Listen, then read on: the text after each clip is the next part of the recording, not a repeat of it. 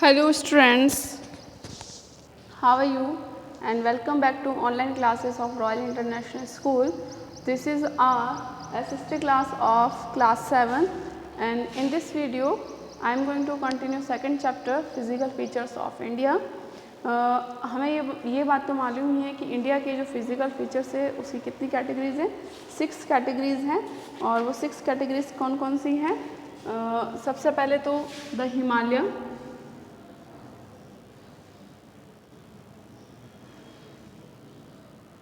Himalaya mountains,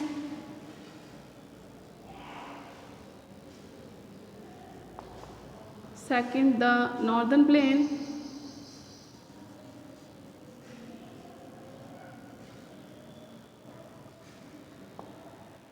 third the peninsular plateau,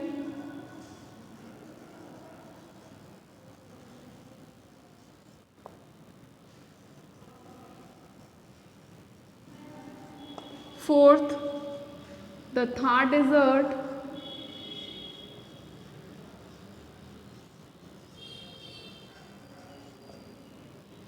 fifth the coastal plain,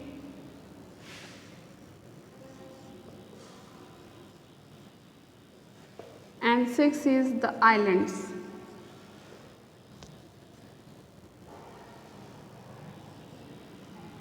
इन 6 में से हम लोगों ने जो पढ़ लिया है Himalaya, the northern plain, the peninsular plateau and Thar desert and remaining 2 physical feature the coastal plain and the islands. About this we will discuss today. और आज जो हम डिस्कस करने वाले हैं वो है coastal plain and the islands के बारे में।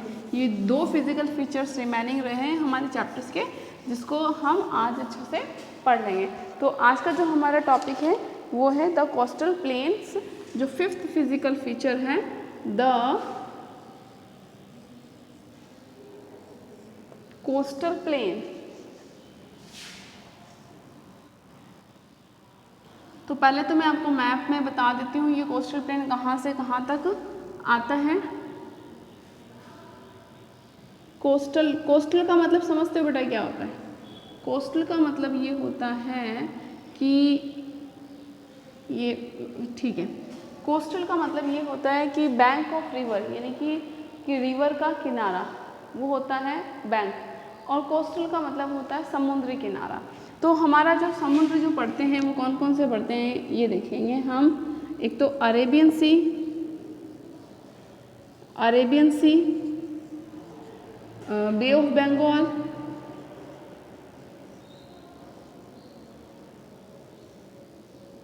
और इंडियन ओशन।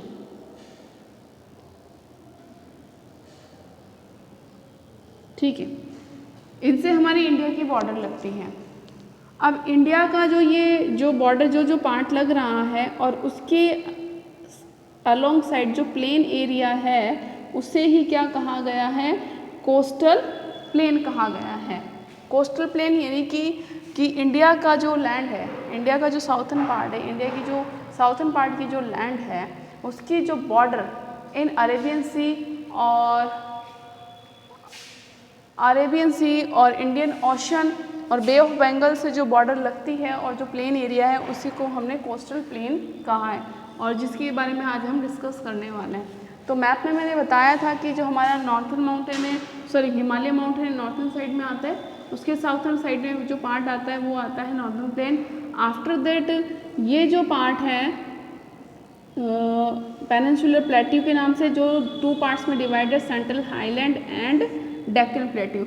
और उसके बाद में ये जो एरिया जो पड़ता है जो हमारे समुद्र से जिसकी बॉर्डर लगती है, और ये एरिया क्या है? प्लेन है, इसीलिए इनको क्या कहा गया है? कोस्टल प्लेन एरिया कहा गया है।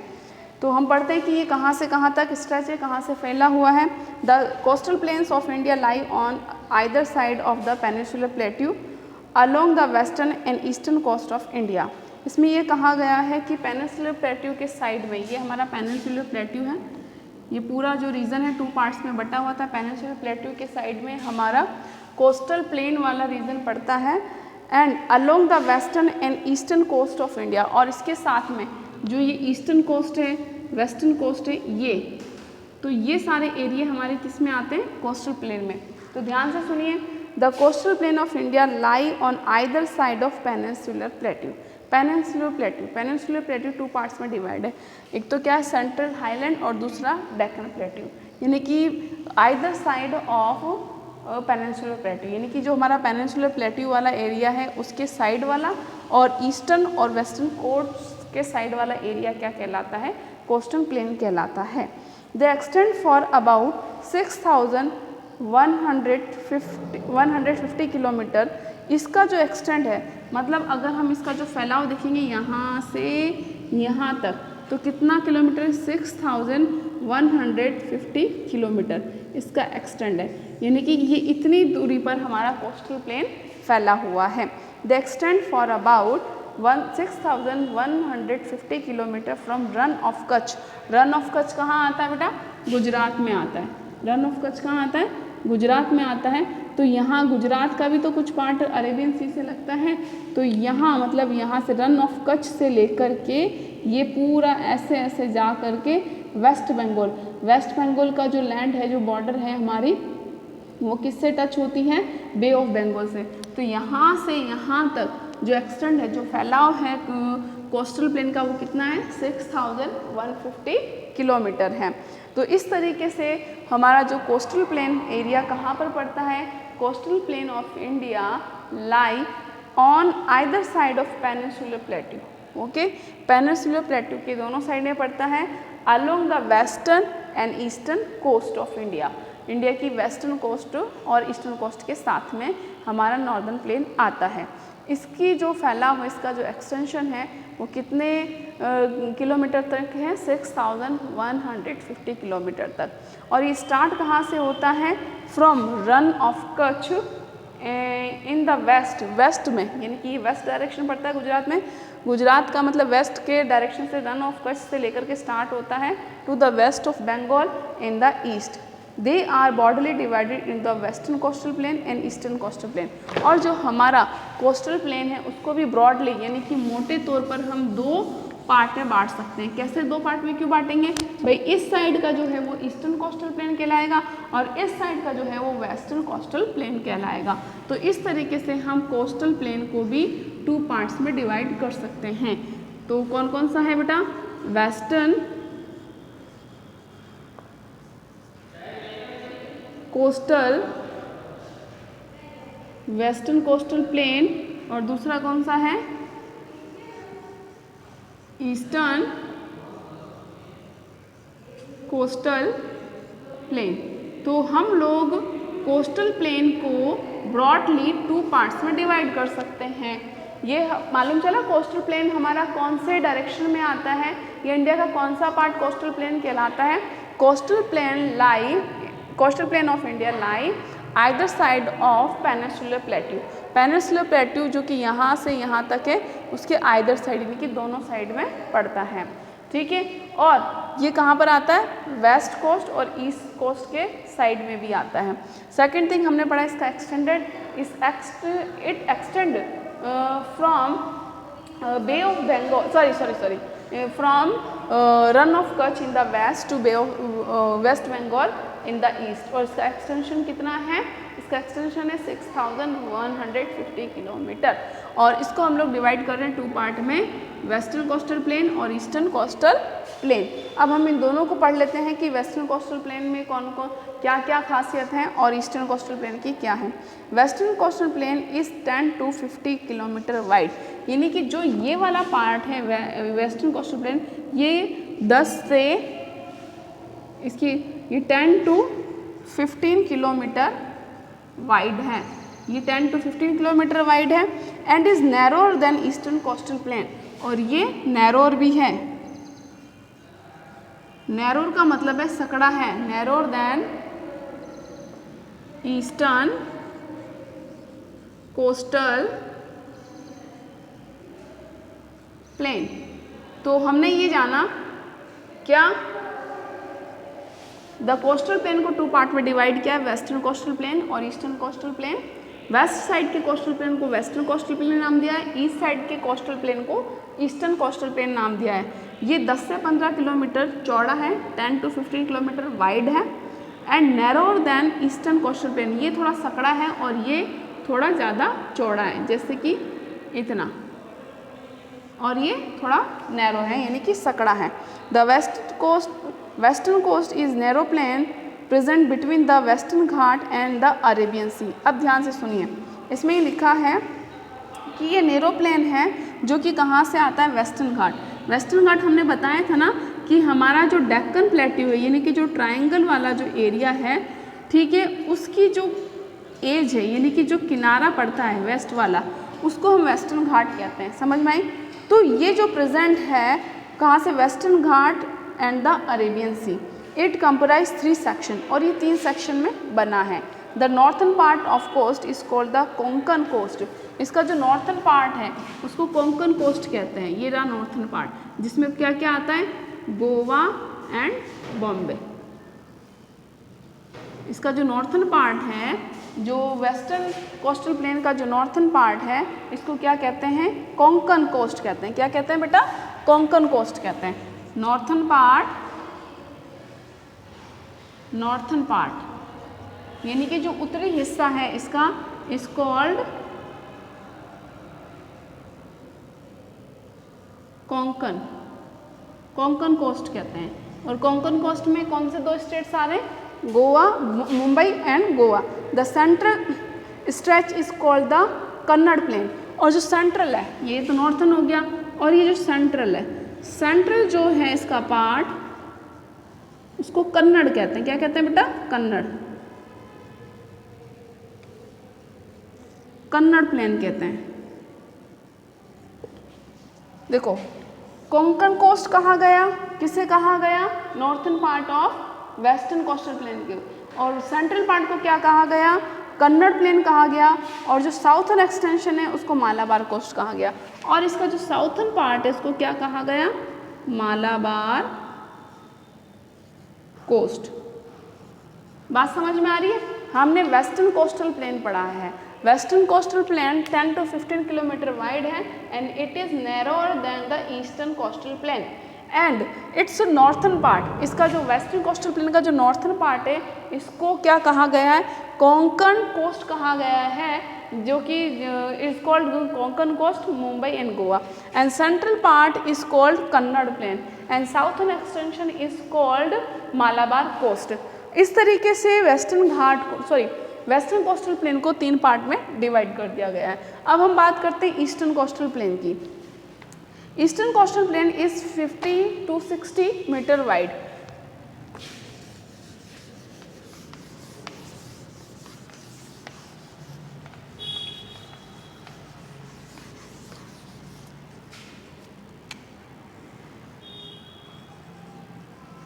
Eastern coastal plain, eastern coastal plain जो है वो 50 to 60 किलोमीटर वाइड है, चौड़ा है, और वो 10 to 15 है। और second, it is wider than western coastal plain. Third, this plain alongside the bay of Bengal are wide and levelled. यानी कि ये जो ईस्टर्न कोस्टल प्लेन है ये क्या है, बे ऑफ बंगाल के अलोंग साइड है। मैंने आपको बताया था ना कि ये वाले साइड में क्या आता है, ईस्टर्न कोस्टल प्लेन आता है, और यह क्या है, बे ऑफ बंगाल है। तो eastern coastal plane along side यानी कि बे ऑफ बंगाल के किनारे किनारे हैं एंड क्या है, आर वाइड एंड लेवल्ड। ये वाइड है और लेवल में है, यानी कि ये उबड़ खाबड़ नहीं है, ये बिल्कुल प्लेन है। The northern part is as the northern साइकर। और इसका जो नॉर्थन पार्ट है, नॉर्थन पार्ट वो क्या कहलाता है, साइकर। और जो इसका साउथर्न पार्ट है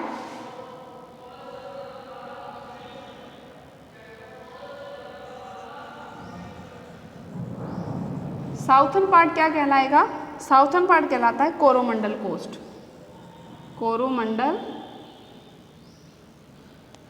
coast. On this coast extensive deltas are formed, और इस कोस्ट पर, कोरोमंडल कोस्ट पर जो कि साउथर्न पार्ट है, उसके ऊपर बहुत सारे डेल्टाज बनते हैं। डेल्टा क्या होता है? Delta is a place where river water flow in the ocean और सी, जहाँ पर रिवर या नदी का पानी किस में गिरता है? ओशन में या समुद्र में गिरता है या महासागर में गिरता है, तो उस जगह को डेल्टा कहते हैं। जैसे ये रिवर है, रिवर फ्लो कर रही है, और जब ये यहाँ पर एक बड़ा सा ओशन है, ये एक ऐसी ज़मीन आई है, ये ऐसा प्लेस आया है जब यहाँ पर ये क्या गिर रहा है? पानी नीचे गिर रहा है, तो ये जो प्लेस है वो क्या कहलाएगा? डेल्टा कहलाएगा। तो कोरोमंडल कोस्ट, कोरोमंडल कोस्ट जो है, इस प्लेस पर, इस कोस्ट पर बहुत बड़े बड़े डेल्टा बनते हैं। बहुत बड़े बड़े डेल्टा यानी कि बहुत बड़ी बड़ी जो रिवर्स है वो बे ऑफ बंगाल में गिरती हैं। On this coast extensive deltas are formed by large river, बड़ी बड़ी रिवर्स जो है वो बड़े बड़े डेल्टास बनाती है। कौन कौन सी रिवर है? महानदी है, द गोदावरी है, द कृष्णा है, द कावेरी है। ये सब साउथर्न साइड की, हमारे साउथ की रिवर्स है जो कि बे ऑफ बंगाल में गिरती है। कहाँ से? ईस्टर्न कोस्टल प्लेन से होकर के, और ये क्या बनाती है? डेल्टा बनाती है। An important feature here is the salt water lake along the eastern coast, और हमारे यहाँ पर सॉल्ट वाटर लेक यानी कि जो खारे पानी की झील है वो भी यहाँ पर मिलती है। और Chilka lake is the state of Orissa, Orissa जो स्टेट पड़ता है वहाँ पर एक चिल्का लेक है, और इंडिया की बहुत बड़ी, सबसे बड़ी खारे पानी की झील ये सॉल्ट वाटर लेक वहीं पर है, चिल्का लेक। तो हमने क्या पढ़ा? कोस्टल प्लेन पढ़ा। कोस्टल प्लेन जो है वो जो हमारा पेनिनसुलर प्लेटू है उसके आइदर साइड में पड़ता है। सेकंड थिंग, जो हमारा ईस्टर्न कोस्ट और वेस्टर्न कोस्ट है उसमें, उसके अलोंग साइड, उसके साइड में भी हमारा कोस्टल प्लेन आता है। कोस्टल प्लेन को 2 पार्ट्स में बांटा है, western coastal and eastern coastal plane. Western coastal जो है वो थोड़ा सा कम वाइड है, वो नैरो है, और इसकी जो चौड़ाई है वो 10 to 15 है, इसकी जो चौड़ाई है 50 to 60 है। इसके वो भी 3 पार्ट में बांटा है। जो नॉर्दर्न पार्ट है वो कोंकण कोस्ट कहलाता है, जो सेंट्रल पार्ट है वो कन्नड़ प्लेन कहलाता है, और जो साउथर्न पार्ट है वो मालाबार कोस्ट कहलाता है। इसको नॉर्थर्न पार्ट है वो साइकर, और जो साउथर्न पार्ट है वो कोरोमंडल कोस्ट कहलाता है। और यहाँ पर क्या होता है? इन दिस कोस्ट, और इस कोस्ट पर क्या, ऑन दिस कोस्ट सॉरी, और इस किनारे पर, on this coast extensive large deltas are formed, बहुत बड़े बड़े डेल्टास बनाए जाते हैं by the river Mahanadi, the Godavari, the Kaveri, the Krishna.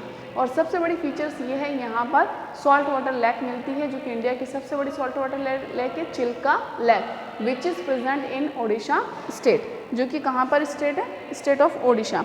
अब हमारा जो लास्ट टॉपिक बच रहा है वो है द आइलैंड्स।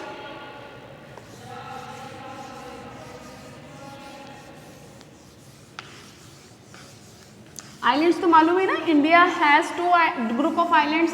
इंडिया की कितने ग्रुप ऑफ आइलैंड है? 2 है। कौन कौन से हैं? हमारा 6th और लास्ट फिजिकल फीचर है द आइलैंड्स। द आइलैंड्स में 2 हमारे इंडिया में 2 ग्रुप्स ऑफ आइलैंड हैं।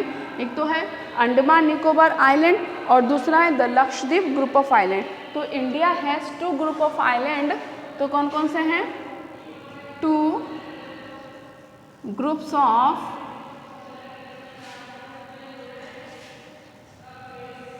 आइलैंड्स। तो हमारे इंडिया में 2 ग्रुप ऑफ आइलैंड कौन कौन से हैं? पहला है लक्षद्वीप,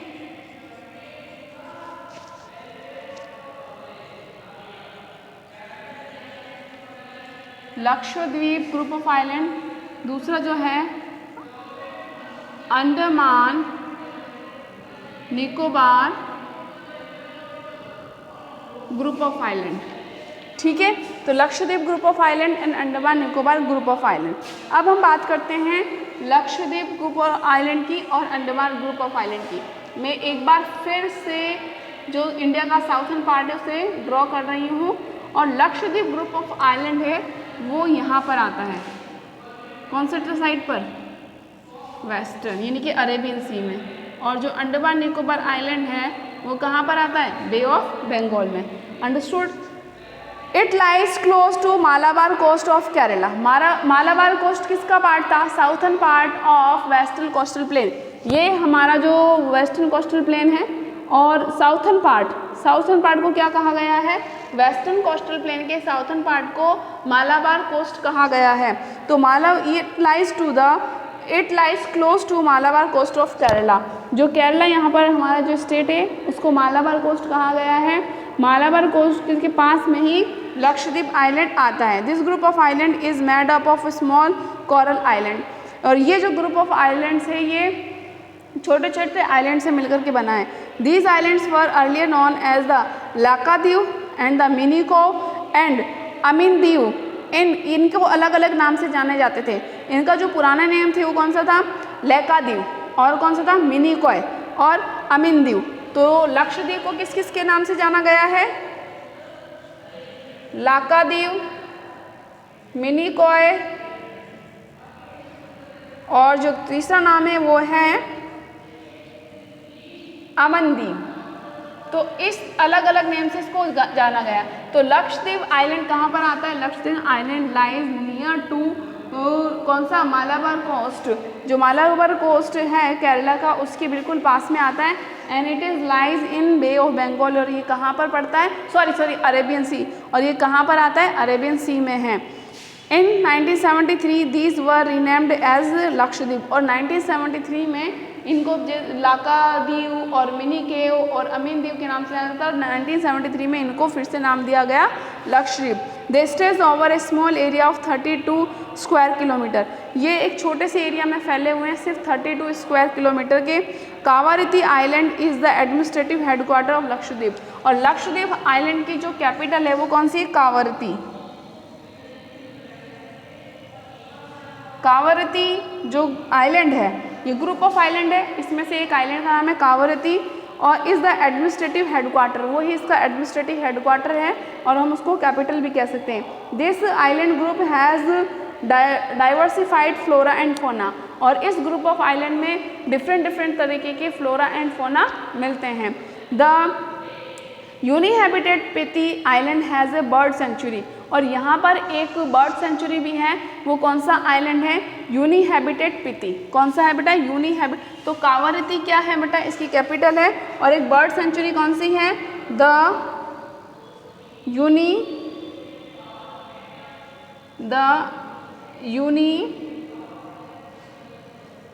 यूनिहैबिटेड पिति। यूनिहैबिटेड पिति जो आइलैंड है वो एक बर्ड सेंचुरी है जो group of island Lakshadweep group of island में आता है। तो इस तरीके से हमने लक्षद्वीप ग्रुप ऑफ आइलैंड के बारे में बात करी है। Lakshadweep group of island lies in the Arabian sea and it is lies close to कौन सा? Malabar coast of Kerala. Malabar coast of Kerala के पास में ही आता है इन अरेबियन सी। ठीक है, अरेबियन सी में है ये। And its capital is Kavaratti. और 1973 में इसको लक्षद्वीप नाम दिया गया था। और यहाँ पर एक और आइलैंड है द यूनिहैबिटेड पिटी आइलैंड। वो एक बर्ड सेंचुरी है। वो क्या है बेटा? Has a bird sanctuary. अब हम बात करते हैं Andaman Nicobar group of island की, which is in bay of Bengal. ये Andaman Nicobar group of island कहाँ है? बे ऑफ बंगाल में है। The elongated chain of island located Bay of Bengal. Chain of island यानी कि बहुत सारा ग्रुप ऑफ आइलैंड है जो कि बे ऑफ बंगाल में लोकेटेड है, स्थित है। Extending from north to south are known as Andaman Nicobar.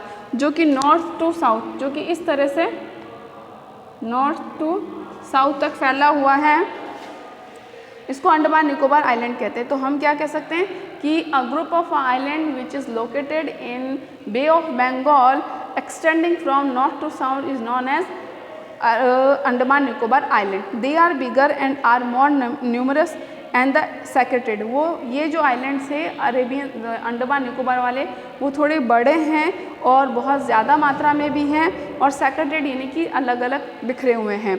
The entire group of island is divided into 2 broad categories. और पूरे ग्रुप ऑफ आइलैंड्स को 2 कैटेगरी में डिवाइड किया गया है। The Andaman in the north and the Nicobar in the south. यानी कि जो नॉर्थ वाला है उसको अंडमान कहा गया है,